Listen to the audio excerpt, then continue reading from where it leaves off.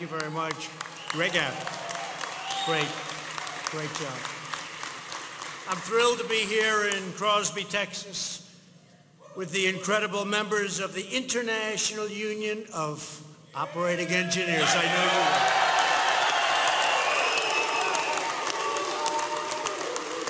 I know you well, and I also know who most of you voted for, and I appreciate it. When our nation builds and maintains pipelines and pumps, oil rigs and runways, bridges and boilers, operators get the job done with unmatched excellence and skill. There is nobody like you, nobody.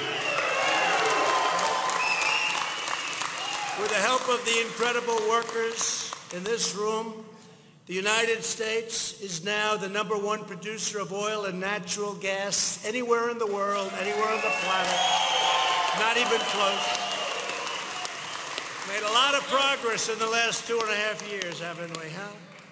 Took down a lot of barriers to production and to the pumping, so many different things. I just met some of you folks outside. They gave me a little lesson. I knew a lot, but I didn't know they could lay as much pipe as that, and so fast, Jim, right? So fast. Incredible. There's nobody in the world can do what you folks do. And we're going to make it easier for you. Because in a few moments, I will sign 2 groundbreaking executive orders to continue the revival of the American energy industry and jobs. My action today will cut through destructive permitting delays and denials. You know about that? You know about delays? Or it takes you 20 years to get a permit? Those days are gone. Now, you may not get it at all, but it's going to take... It's going to be quick if you don't. It'll be quickly missed. You know, they say miss it quick. Do you ever hear that? Miss it quick. But that's not going to happen too often. So that you can get to work producing the energy and the infrastructure our country needs to thrive and compete and to win. All over the world, we're winning. Our country is respected again. Respected again. So we're pleased to be joined by your great union leadership. General President, a friend of mine, Jim Callahan. He knows all my friends back in New York. Big Jim. And your General Secretary, Treasurer, Brian Hickey. Brian.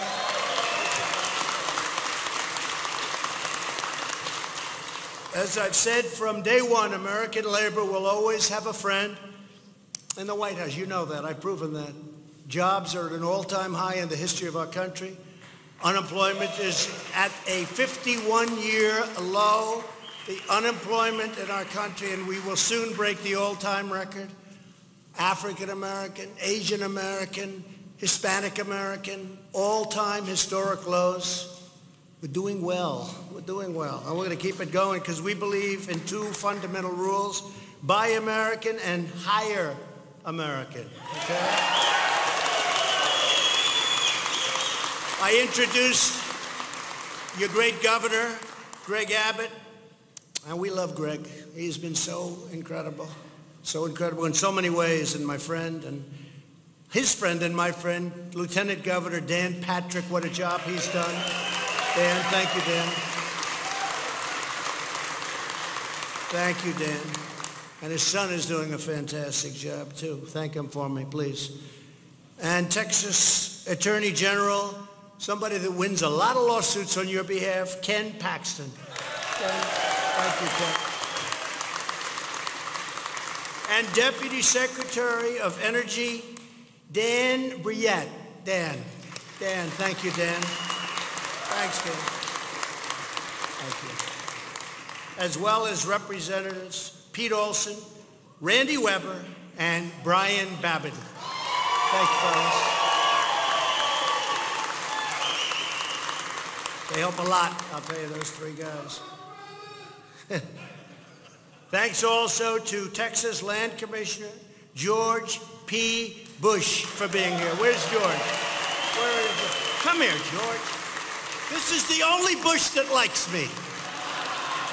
This is the only one. Come here, I want to meet you.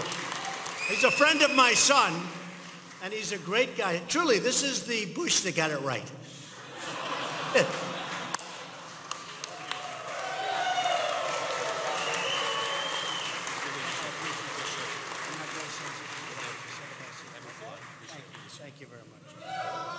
guy. I like him. I like him. He's going far. He's going places. Thank you, George. Here at the IUOE, International Training and Education Center, operators are perfecting their skills on cranes and pipe lifters, side booms, and angle dozers. I just saw them all outside. I'd love to work. I used to work machines. I'd work them. My father would have a job. I was very young. I won't say it because they'll report me. But I was much too young to work a machine, but I used to work a machine.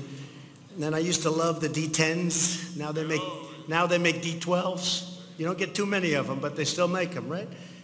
Under this administration, we've ended the war on American energy like never before. Nobody believed that this was going to happen. And we put thousands and thousands of patriotic union members like you to work building our energy future. Since the election, we've created more than 5.5 million new jobs and more than 60,000 brand new oil and gas pipeline construction jobs. We approved the Keystone Pipeline almost on day one.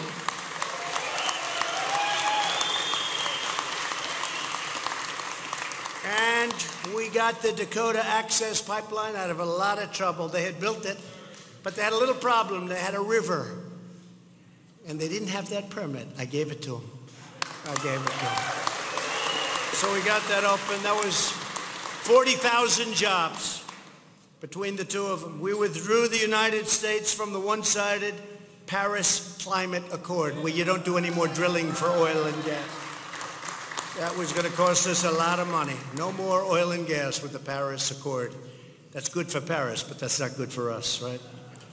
And we're replacing the previous administration's job-crushing Clean Power Plan and putting our miners back to work, and they're back to work all over the country. It's incredible what's happened with the miners and with steel. With steel. Right now, they're building many, many steel plants. All of them, Nucor, U.S. Steel. They're building many plants. They hadn't built a plant in 40 years. We finally opened ANWR in Alaska. I don't know if you like that. Yeah, you like that, George. You like that. A little competition. We've got to give them, George, we have to give them a little competition here, right? But that was something, I don't know if you know, that they've been trying to get that approved since Ronald Reagan. Ronald Reagan tried it. They all tried to get ANWR done. And I had it in a plan. I was close to getting it done. Then I didn't like somebody or something that somebody did. I said, let's take it out of the plan. Why should we do it? Then a friend of mine who's in the oil business called, unrelated, didn't have anything to do with it. He says, is it true that you're going to get ANWR? And I said, yeah, I can get it. I don't know. I think I'm not going to, though. They don't appreciate it. They don't appreciate it at all. He said, oh, that's too bad. Because, you know, everybody from Ronald Reagan all the way up to you couldn't get it done. I said, really? Oh, I called up. Put that back in the plan. You know, that was just a competitive thing, right? Put it back. So we put ANWR back, and that's one of the biggest in the world. So it's going to be something very special. A lot of you folks are going to be there. We've added more than 450 oil and gas rigs nationwide. And that number's going up very substantially and rapidly, right? Rapidly. Here in Texas, we've nearly doubled the number of land rigs, and crude oil production has reached a record high, highest in the history of Texas. And if I get you the pipelines, which I will, you know, they've been trying to get these pipelines. How many years, Governor? 10, 12, 15? How many? Too long. Now, we're going to try and do it in 6 months. Is that okay? We'll try. EPA. And that means jobs, jobs, jobs. And that's a lot of jobs, and it's a lot of additional product. It's a lot of stuff. At the same time, we're strongly protecting the environment. We have to protect the environment. The United States has among the very cleanest air and water developments in the world, and also we have the cleanest air and water, they say, in the world. We are the best, and you want that, and I want that. I want clean air and beautiful, crystal clean water, right? We want that. People don't understand that about us. They don't understand that. And we also have right now the strongest, by far, economy anywhere in the world. We're the envy of the world. And we're negotiating deals with China, with Mexico, with Canada, And many of them are already negotiated. We have others to go, but we're doing a great job. The trade deals we were being taken advantage of, you would not believe. Yeah, you would believe. You guys understood it. You understood it better than the politicians. You understood it better than the people that used to stand here. But too often, badly needed energy infrastructure is being held back by special interest groups, entrenched bureaucracies, and radical activists. Shocking to hear that, isn't it? So true. For example, this past winter, Americans in New England, great place, paid up to 4 times more than nearby Pennsylvania to heat their homes. And also in New York, they're paying tremendous amounts of money more for energy to heat their homes because New York State blocked a permit to build the Constitution pipeline. It's a pipeline that goes across. And we actually buy a lot of oil from other countries like Russia because we aren't being permitted to build a pipeline through New York State. How about that? Not too good. This obstruction does not just hurt families and workers like you. It undermines our independence and national security. The 2 executive orders that I'll be signing in just a moment will fix this dramatically, accelerating energy infrastructure approvals. So we're going to get these approvals done quickly. We need help with New York. New York is hurting the country because they're not allowing us to get those pipelines through, and that's why they're paying so much for their heating and all of the things that energy and our energy produces. So hopefully they can come on board and get in line with what's happening. They also have a lot of energy under their feet, and they refuse to get it. And people are living up there, not doing well with jobs. It's not a good situation. But it'll change. My first order will speed up the process for approving vital infrastructure on our nation's borders, such as oil pipelines, roads, and railways. It will now take no more than 60 days. That's a vast improvement. And the president, not the bureaucracy, will have sole authority to make the final decision when we get caught up in problems. We'll do what's right. My second order will modernize regulations for LNG export terminals and encourage new infrastructure financing. It will improve access for workers and operators to maintain electrical lines.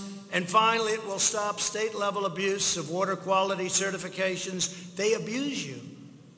When you're nowhere near water, they abuse you. From blocking the construction of vital pipeline projects. As we rebuild our energy infrastructure, and it will be like never before. It's already, look at what's happened over the last 2 years. Now is also the time to train even more. American workers are going to perform their job better and better. Places like this, what a job you've done here, Jim. I just met your people. What a job you've done. What a job. Incredible. And you know what else? I just met them, and they also love what they do. If I say I'll trade places, you could have a beautiful apartment on 5th Avenue, and I can work teaching pipelines or helping. You know what? They would not switch with me, would they? And as far as the White House is concerned, they definitely wouldn't switch. The apartment may be close, but the White House, I don't know. But we're having a good time. We're doing better. The country's never done like it's doing right now. Never had an economy like it. It's never done.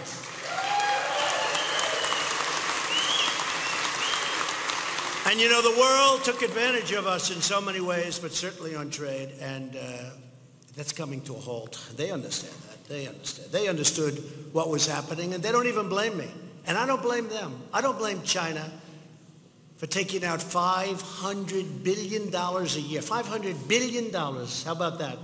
It wouldn't happen if you were negotiating. You almost say, who were these people that were making this whole, letting this happen? And I said to President Xi of China, I don't blame you. I blame the people that were in my position. But those days are over. I said that. Those days are over. And we're in the process of doing a reasonable deal. But this is all why we launched the pledge to American workers, and our partners have committed to providing more than 6.7 million training and enhanced career opportunities to their American workforce. We've done an incredible job. My daughter Ivanka, she worked so hard on it. Walmart and all of the big companies have just stepped up, and they're doing an incredible job hiring people. So I'm proud to announce that the International Union of Operating Engineers signed the pledge today and committed to train almost 550,000 Americans for the jobs of tomorrow.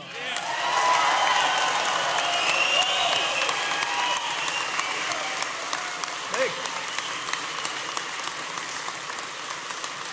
that's pretty good, Jim. That's pretty good.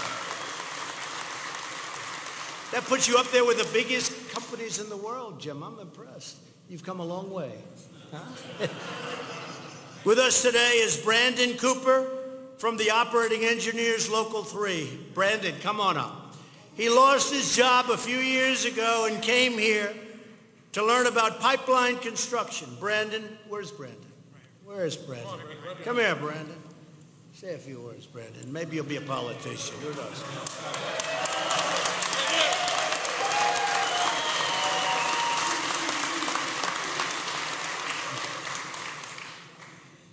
I've worked in construction for years. I've been a member of Local 3 of California for over a decade, doing utility work, grading, a little bit of everything. But I've never worked in a pipeline industry, and I need a training. You can't fake your way through things in this industry. You have got to produce or you're gone. A contractor will let you go at a drop of a hat if you're not making money. It's funny, the pipeline industry has a totally different language. Despite working in the industry for years, I didn't know the lingo. Their terminology is different than the rest of the industry. With the union, you have that opportunity to expand your skills. I didn't used to be proficient on all the equipment until I got in the union.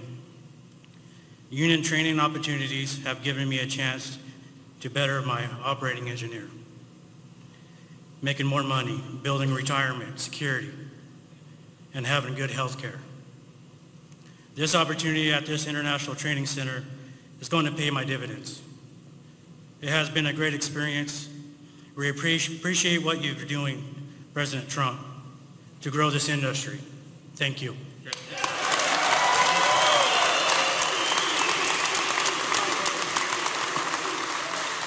Good job.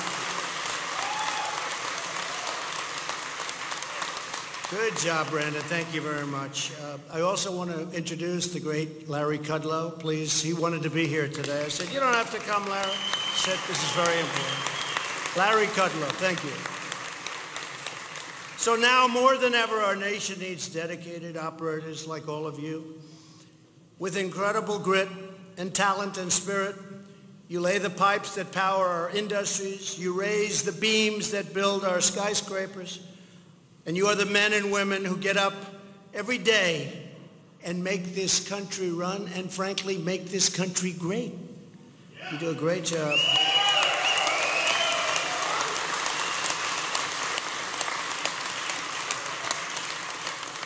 And what you understand better than anyone is you take pride in your work, and our nation will always take pride in you. We have great respect for the work you do, believe me. To all of the talented operating engineers, thank you for inviting me here today. Very special. I know so many in this world, as Jim learned in the plane. He got to be on Air Force One today. He was very proud.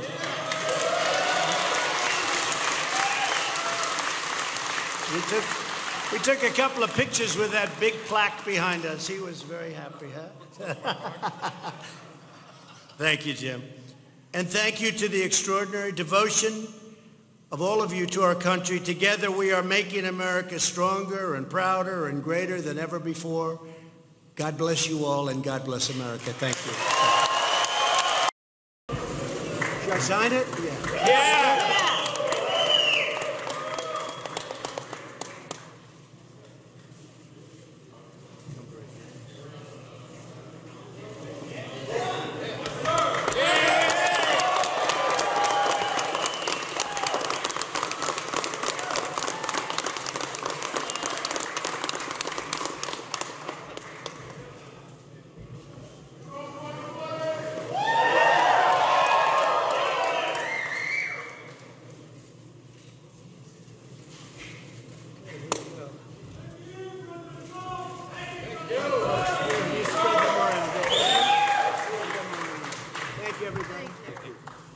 Thank you, folks. Thank you.